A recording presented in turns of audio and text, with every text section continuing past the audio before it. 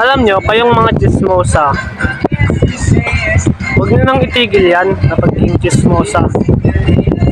Focus lang po sa goal sa pagiging chismosa.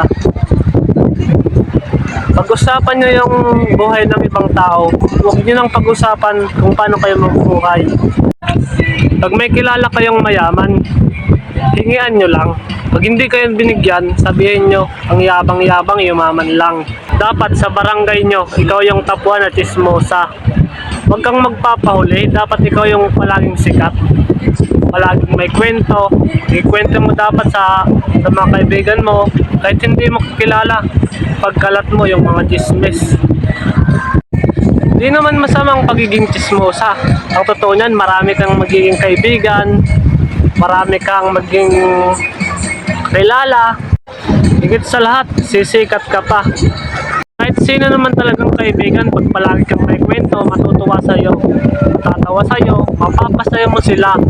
Kaya hindi masama maging chismosa, yun lang po. Follow nyo ako guys sa aking Facebook page at subscribe nyo ako sa aking YouTube channel, yun lang po.